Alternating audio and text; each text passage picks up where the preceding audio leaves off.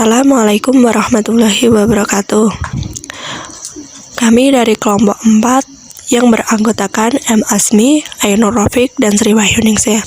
Di sini kami akan menjelaskan mengenai bab otonomi daerah. Yang pertama ada pengertian otonomi daerah. Secara etimologi, otonomi daerah berasal dari bahasa Latin, berasal dari kata autos yang memiliki arti sendiri. Kata kedua berasal dari kata nomos yang berarti aturan. Secara kesimpulan, otonomi memiliki arti peraturan sendiri, memerintah sendiri, atau mengatur. Otonomi daerah adalah kemandirian suatu daerah. Otonomi daerah sendiri berjalan sesuai dengan peraturan perundang-undangan yang berlaku. Selanjutnya ada daerah otonom. Daerah otonom adalah kesatuan masyarakat yang mempunyai batas-batas wilayah yang berwenang. Daerah otonom adalah wilayah yang secara desainnya bisa berdiri sendiri, memiliki batas wilayah tertentu, memiliki undang-undang atau peraturan yang hanya berlaku bagi daerah tersebut tanpa keluar dari peraturan perundang-undangan pemerintah pusat. Selanjutnya ada desentralisasi. Desentralisasi adalah suatu istilah yang secara etimologi berasal dari bahasa Latin yang terdiri dari kata de berarti lepas dan sentrum berarti pusat. Sampai desentralisasi dapat pula dinamakan dengan mencukil diri dari pusat. Tujuan desentralisasi ada 3. Yang pertama, perbaikan sosial ekonomi di daerah. Untuk membetulkan sosial ekonomi di wilayah melalui penerapan sekian banyak program pemerintah. Yang kedua, pencegah pemusatan keuangan. Dengan demikian, maka penganggaran dan realisasi keuangan wilayah dapat terlaksana untuk menambah kerjasama umum di wilayah tersebut. Yang ketiga, bentuk demokrasi pemerintah daerah. Di samping itu, destinasi desentralisasi selanjutnya yakni untuk menyusun demokrasi pemerintah daerah. Melalui penerapan sistem desentralisasi pemerintahan, bercita-cita masyarakat pun turut serta dalam proses penyelenggaraan pemerintah.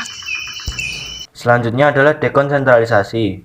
Definisi dekonsentralisasi dapat diartikan sebagai pelimpahan sebagian urusan pemerintahan yang menjadi kewenangan pemerintah pusat kepada gubernur sebagai pemerintah pusat, kepada instansi vertikal di wilayah tertentu, atau kepada gubernur dan bupati atau wali kota sebagai penanggung jawab urusan pemerintahan umum.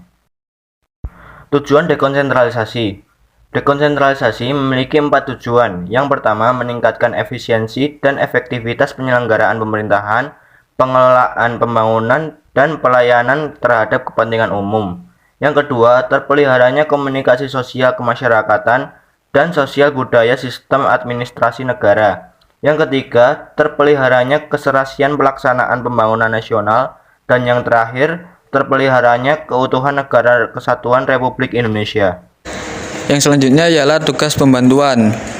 Arti medebuin atau zelfgestur merupakan pemberian kemungkinan pemerintah pusat atau pemerintah daerah untuk meminta bantuan kepada pemerintah daerah lainnya. Medebuin dapat dilakukan hanya kepada pemerintah dengan tingkatan yang lebih rendah.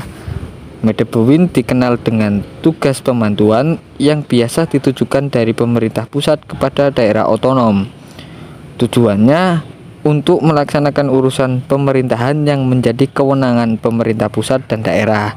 Urusan rumah tangga yang dibantu dalam tugas pembantuan hanya mencakup tata cara penyelenggaraan urusan pemerintahan, sedangkan substansinya tetap berada pada satuan pemerintahan yang dibantu. Pemberian medebuin dimaksudkan untuk meningkatkan efisiensi dan efektivitas penyelenggaraan pemerintahan, pengelolaan pembangunan, dan pelayanan umum. Tugas pemerintah pusat. Tugas-tugas dan wewenang pemerintah daerah dan pusat menurut UU Nomor 32 Tahun 2004 diantaranya: pertama, mengatur politik luar negeri; kedua, mengurus bidang pertahanan nasional; ketiga, mengatur bidang keamanan nasional; yang keempat, mengatur jalannya proses kehakiman atau justisi; yang kelima, mengatur kebijakan moneter dan fiskal nasional; yang keenam, mengatur kebijakan urusan agama. Yang selanjutnya ialah tugas dan wewenang pemerintah daerah. Tugas dan wewenang pemerintah daerah meliputi sebagai berikut. 1. Merencanakan, mengendalikan pembangunan. 2. Merencanakan, memanfaatkan, mengawasi tata ruang.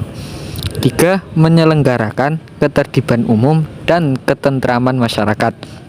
Keempat, menyediakan sarana dan prasarana umum. Kelima, menangani bidang kesehatan. Keenam, menyelenggarakan pendidikan dan mengalokasikan SDM. Ketujuh, menanggulangi masalah sosial. Kedelapan, melayani bidang ketenaga kerjaan. Kesembilan, memfasilitasi perkembangan koperasi dan UMKM. Kesepuluh, mengendalikan lingkungan hidup.